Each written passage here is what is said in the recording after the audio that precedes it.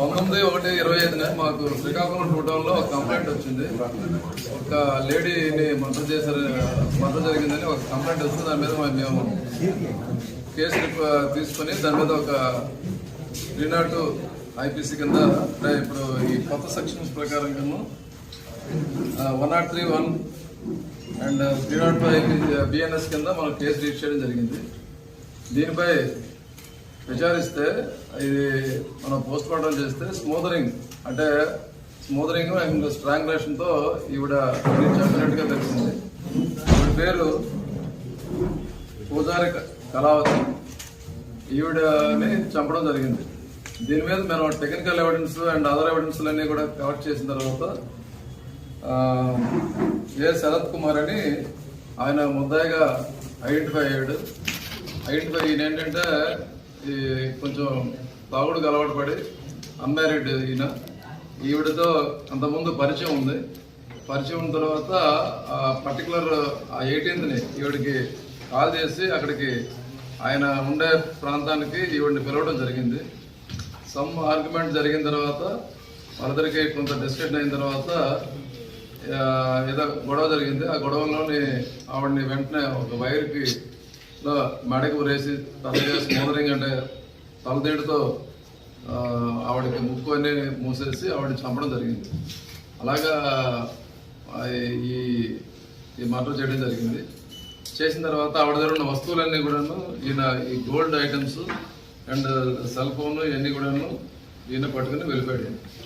Complaint వచ్చిన తర్వాత మన టౌన్ DSP గారు వివేకానంద, అలాగే టౌన్ ఇన్స్పెక్టర్ ఈశ్వరరావు, వాళ్ళ స్టాఫ్ అంతా కూడా దీని మీద కంటిన్యూస్గా వర్కౌట్ చేసి ముద్దాయిని ఐడెంటిఫై చేసి అలాగే ముద్దాయిని అరెస్ట్ చేయడం జరిగింది.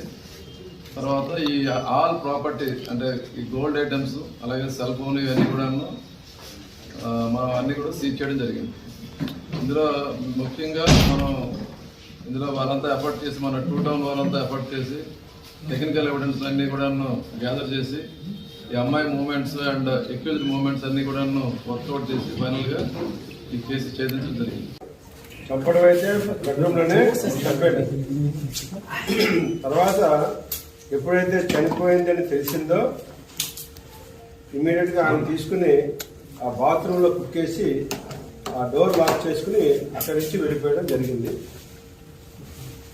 తర్వాత మీరు అడిగినట్టుగా వేరే అమ్మాయి ఆ టైంలో అక్కడ రావడం జరగలేదు. There is a clear technical CC footage evidence ఉంది.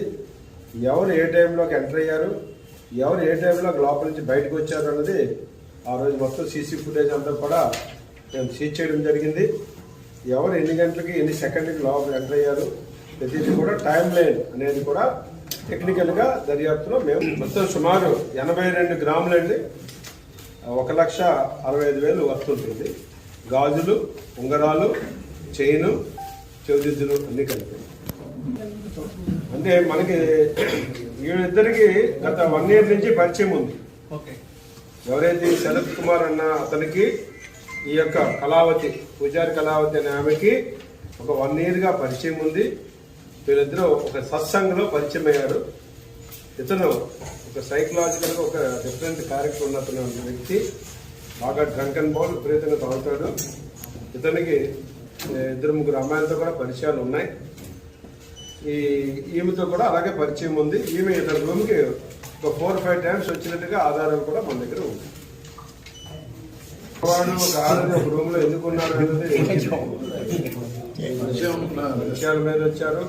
అవన్నీ కూడా వాళ్ళిద్దరికి ఒక సంబంధం ఉందన్నది అతను చెప్పిన కన్ఫెషన్ లో చెప్పిన విషయం ఏంటంటే ఆమెతో అతనికి పరిచయం ఉంది అని చెప్పాడు. ఇద్దరు కూడా అక్కడ కొన్ని పూజా కార్యక్రమాల్లో ఇతని ఇంటి దగ్గర ఆమె వస్తూ ఉండేది. అక్కడ ఇద్దరికి పరిచయం. నేరం చేసిన తర్వాత ఆ రోజు బాగా తాగేసి ఉన్నంతో ఏం చేయాలో తెలియక అక్కడి నుంచి వాళ్ళ ఫ్రెండ్ ఇంటికి వాళ్ళ బ్రదర్ ఇంటికి వెళ్ళిపోయి అప్పటి నుంచి తాగుతూనే ఉన్నాడు.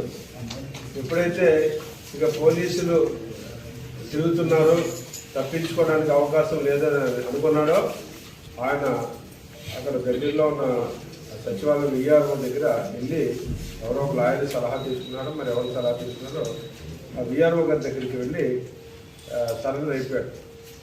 నాకు నా మీద నేను తప్పు చేశాను, పోలీసులు మా గురించి తిరుగుతున్నారు, మా కుటుంబ సభ్యులందరూ కూడా తీసుకెళ్తున్నారని చెప్పి తెలిసింది మా ఫ్రెండ్స్ని.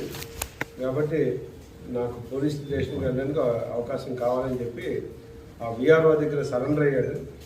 ఆ విఆర్ఓకి జరిగిన విషయం అంతా కూడా కూలంకషంగా నేరాన్ని ఆయన ఏ విధంగా చేశారు ఏం చేయాలో అంతా అతను చెప్పడం జరిగింది.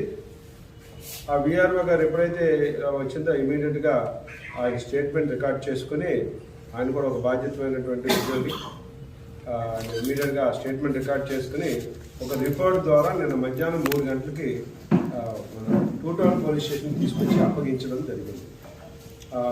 దాని తర్వాత 2 టౌన్ పోలీసు వారు ఆ విచారణ విఆర్ఓ అండ్ ఇతర మధ్యవర్తి సమక్షంలో విచారణ జరిపి ఆయన నేరం ఒప్పుదల స్టేట్మెంట్ రికార్డ్ చేసి దాన్ని బేస్ చేసుకుని ఆయన దగ్గర ఈ చనిపోయిన ఆమె తాలూకా బంగారు వస్తువుల్ని ఎక్కడ పెట్టాడు ఏంటి అని విచారణ చేసి విచారణలో భాగంగా అవన్నీ కూడా వశపరచుకోవడం జరిగింది.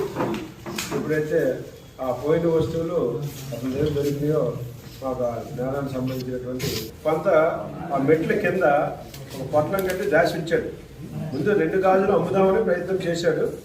అది అలాగే చైన్ కూడా ఒకరికి ఇలాగ అనుకున్నాడు. ఇవన్నీ కూడా కొంత బంగారు నుంచి మెట్ల కింద పెట్టి ఆ 500 రూపాయల కోసం ఆమె ఈ ముద్దాయి తాలూకా అమ్మని తిట్టింది. ఈ డబ్బుల విషయంలో తగ్గు వచ్చి నేను 500 నేను 1000 రూపాయలు అడిగితే 500 ఇచ్చావు అని అక్కడ వీళ్ళ అమ్మ గురించి ఒక తప్పుడు మాట మాట్లాడింది. రాత్రి కోపం వచ్చి తాగిన మత్తులో కోపం వచ్చి దగ్గరలో ఉన్న ఒక వైరు మెడకేసేసాడు. వేసి అది మళ్ళీ గట్టిగా ఎందుకని చెప్పి ఆ పక్కన తరగడు ఉంటే ముక్కు మీద మూతి మీద పెట్టి నొక్కిసాడు. ఆమె ఆ టైంలో అతను చనిపోయింది అనుకోలేదు. ఆ తరగతి తీసేటప్పుడు ఏం మాట్లాడలేదు. ఏం మాట్లాడలేదని చూస్తే చనిపోయి ఉంది. ఇమీడియట్గా ఆమె కంగారు పడి ఎవరు చెప్పాలి ఏంటి తెలియక నేను తీసుకెళ్ళి బాత్రూంలో పెట్టి గొడ్డి పెట్టేసి ఆ రూమ్ తాళం వేసుకుని